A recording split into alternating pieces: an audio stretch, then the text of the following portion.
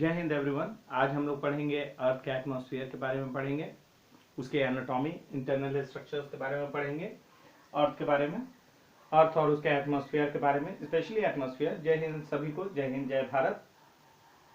Atmosphere क्या है भाई लोग? देखें, vast expanse of air which envelops the earth, earth को चारों तरफ से जो ढकी हुई है उसे हम एटमॉस्फेयर कहते हैं, जो हम लोग फील करते हैं। ये थाउजेंड्स ऑफ किलोमीटर, अर्थ के सरफेस से थाउजेंड्स ऑफ किलोमीटर आपको इसका विस्तार है, उसे पूरा अर्थ को हम एटमॉस्फेयर कहते हैं।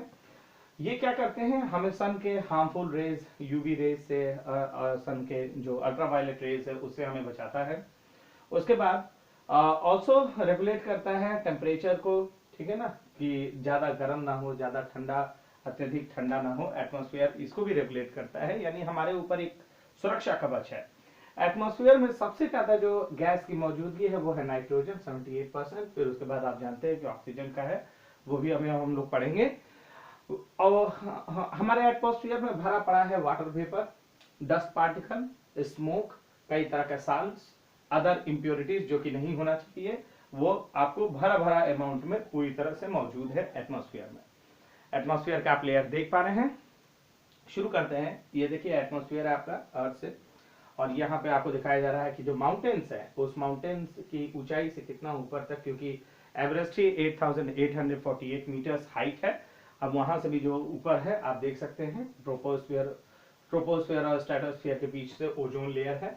उसके बाद स्ट्रेटोस्फेयर, मेसोस्फेयर, थर्मोस्फेयर को आयनोस्फेयर भी बोलते हैं, ध्यान रखिएगा। चलिए शुरू करते हैं। ट्रोपोस्फेयर, ये हाइट कितनी है? 0 से 18 किलोमीटर। कई जगह पे कई अलग अलग बातें लिखी हुई है। देखिए भाई लोग कि किलोमीटर के हिसाब में कई जगह अलग अलग बातें लिखी हुई हैं, तो आप इसे लॉजिकल मानिए, क्योंकि अब यहाँ पर हर जगह का अलग अलग हिसाब है। एक अनुमान के तौर पे समझ के चलिए कि ट्रोपोस्फियर 0 से 18 किलोमीटर है। यहाँ पे एटमॉस्फेयर की 75% गैसेस मौजूद है। जैसे जैसे आप हाइट गेन करेंगे वैसे वैसे टेम्परेचर डिक्रीज करेगा। इसका उदाहरण है कि आप लोग कभी हिल स्टेशन जाते हैं तो जैसे जैसे हाइट गेन करते हैं, ऑल्टीट्यूड से height from the sea level, जैसे जैसे आप गेन करते जाते हैं वैसे वैसे ठंडा बढ़ते जाता है। जैसे जैसे हाइट डिक्रीज होते जाएगा, पाताल में जाते जाएंगे, वैसे वैसे टेम्परेचर इंक्रीज होते जाएगा।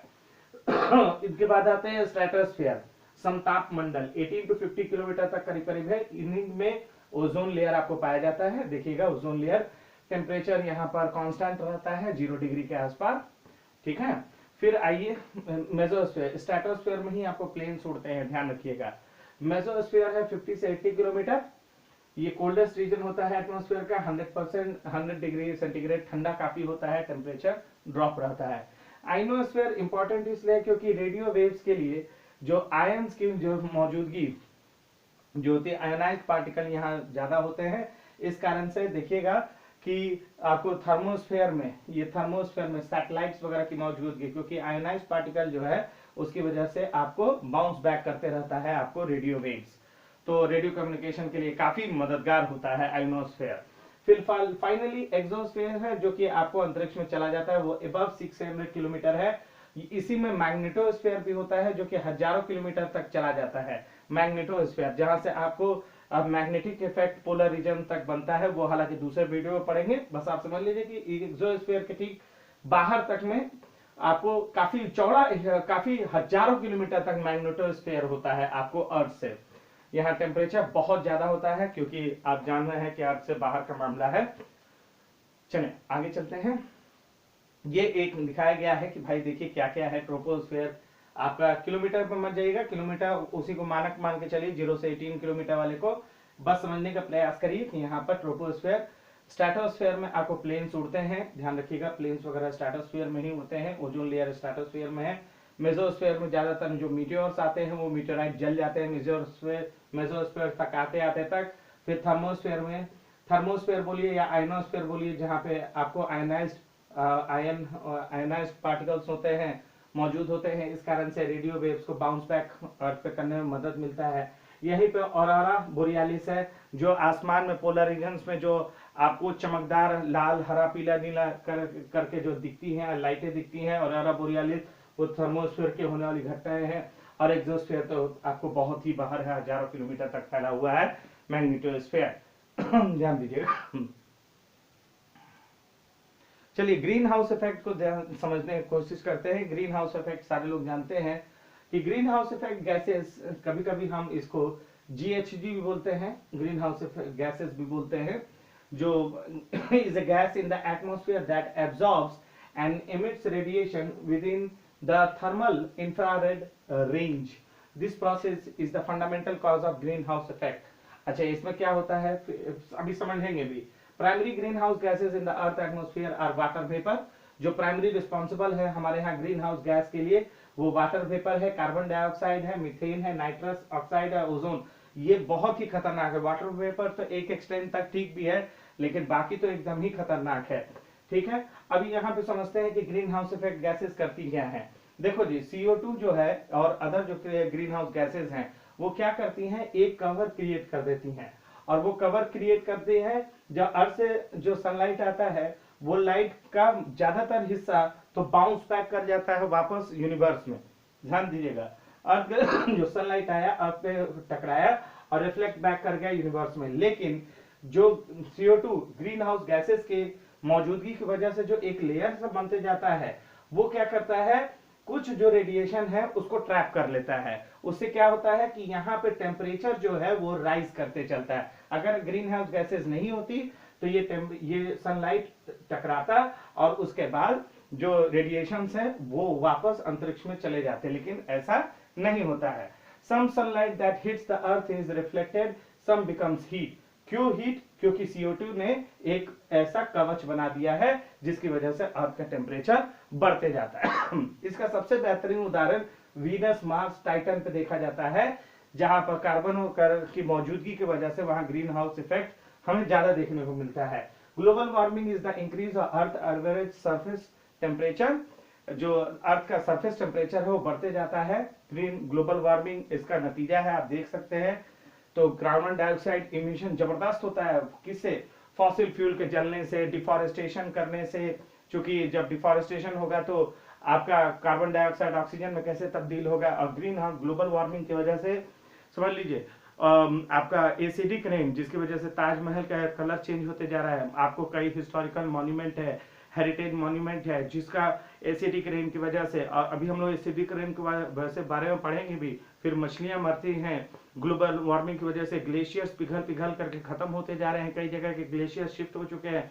आपको कोस्टल रीजन में जो पानी का सतह है, पानी का लेवल है वो और बढ़ते जा रहा है।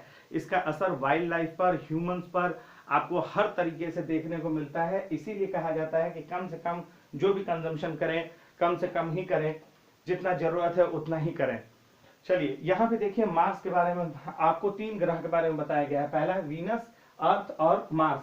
हम लोगों ने यूनिवर्स वाले टॉपिक में, यूनिवर्स वाले वीडियो में आप चले जाइएगा, देख लीजिएगा, पढ़ लीजिएगा। हम लोगों ने पर्टिकुलर प्लेनेट के बारे में विस्तार से पढ़ा है।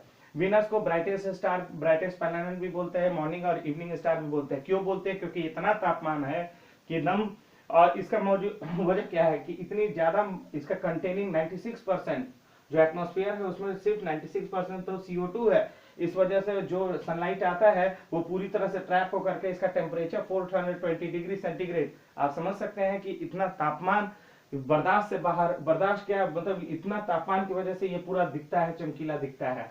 और जबकि अर्थ के बारे में बात करें तो एटमॉस्फेयर में 0.03% ही है, 0.03% है CO2। इसीलिए यहाँ जितना भी ग्रीन हाउस इफेक्ट बनता है वो 15 डिग्री सेंटीग्रेड तक एवरेज बढ़ाया गया है, जाता है। मार्स पर almost all CO2 in ground, यानी धरती के भीतर है। तो इस कारण से अर्थ के अंदर है, अर्थ बोल रहे सॉरी, जो मार्स का सरफेस है उसके अंदर है CO2। इस कारण से बाहर ना होने की वजह से वो हीट ट्रैप उतना नहीं होता है, तो -50 डिग्री सेंटीग्रेड। तो तीनों में आप अंतर समझ सकते हैं कि ग्रीन हाउस इफेक्ट का कितना अंतर आ रहा है। चलिए ग्लोबल वार्मिंग और क्लाइमेट चेंज, इसे आप देख सकते हैं कि ग्लोबल वार्मिंग और क्लाइमेट चेंज की वजह से क्या हो रहा है। एग्रीकल्चर है, फॉसिल फ्यूल कंबशन है, जलाए जाते हैं, जंगलों को काटा जा रहा है, डिफॉरेस्टेशन है। इसकी वजह से क्या हो रहा है, ग्रीन हाउस गैसेस डेवलप हो रही है, carbon dioxide, methane, nitrous oxide, water vapour, है ना। ओशन एसिडिफिकेशन, ओशन भी आपको एसिडिफिकेशन हो रहा है, उसमें भी कई तरह के सॉल्यूटेंट घुल रहे हैं। ग्लोबल वार्मिंग, क्लाइमेट चेंज, इस तरह से देखिए स्नो कवर रिडक्शन, स्नो जो कवर्ड होते हैं वो कम होते जा रहे हैं, एटमॉस्फेयर में वाटर वेपर इंक्रीज कर रहा है। इस तरह से करके आप इसको देख सकते हैं, एक बार पढ़ेंगे तो आपको समझ आएगा ग्लोबल वार्मिंग और उसके जो कॉजेज हैं और इफेक्ट्स ऑन ह्यूमन किस तरह से है, आप इसको पढ़ सकते हैं। आगे ये 10 इंडिकेटर्स बताए गए हैं कि भैया देखो ग्लोबल वार्मिंग अगर हो रहा है तो ये 10 कारण हैं जो जिसपे असर आपको दिखाई देगा स्पष्ट तौर पे, तो समझिए कि ग्लोबल वार्मिंग तगड़ा है। ह्यूमिडिटी राइज करेगा, एयर टेम्परेचर नियर सरफेस वो राइज करे, तब ग्लेशियर्स पिघले, स्नो कवर्स पिघल जाए, समझ रहे हैं। उसके बाद आइए, मतलब ये जो 10 अलग अलग हैं जिसमें से कुछ हमने पढ़ा। फिर टेम्परेचर ओवरलैंड वो बढ़ जाए, सी लेवल का राइज होना, ओशन का हीट कंटेंट बढ़ जाना, सी आइस का पिघलते जाना, सी सरफेस टेम्परेचर का ज्यादा हो जाना, ये कुछ ऐसे इंडिकेटर हैं जो स्पष्ट तौर पर बताते हैं कि भैया देखिए ग्लोबल वार्मिंग हो रहा है। उसका कारण जो भी है आप समझ लीजिए, उसके कारण में सीधा सा है कि आपका ग्रीन हाउस गैसेस पे आपका कंट्रोल नहीं है, आप जलाते जाएंगे। ये देख रहे हैं, ये एसिडिक रेन के लिए ये जिम्मेदार है। क्या है भाई, हमारे यहाँ बहुत सारे फैक्ट्रीज हैं, इवन दो घर से भी आपको जैसे पेड़ भी मर रहे हैं तो भी उसमें से आप जानते हैं कि पैडी फील्ड से मीथेन खूब निकलता है ना। तो अब देखिए हर घर से क्या है, सल्फर SO2 और NO2, जो आपको सल्फर ऑक्साइड है, सल्फर है, नाइट्रोजन है, नाइट्रोस ऑक्साइड है, ये निकल रहा है। ऑब्वियस है कि ये निकलेगा, फिर उसके बाद फोटो ऑक्सीडेशन होगा, उसके बाद ये एसिडिक रेन में तब्दील होकर के आपको सबको जलाएगा। एसिडिक रेन आपको मैसिव मैसिव मैसिव आपको डिस्ट्रक्शन करेगा, है ना, एसिडिक रेन। तो इसके लिए सल्फर ऑक्साइड है, आपको नाइट्रस ऑक्साइड है, ये जिम्मेदार है।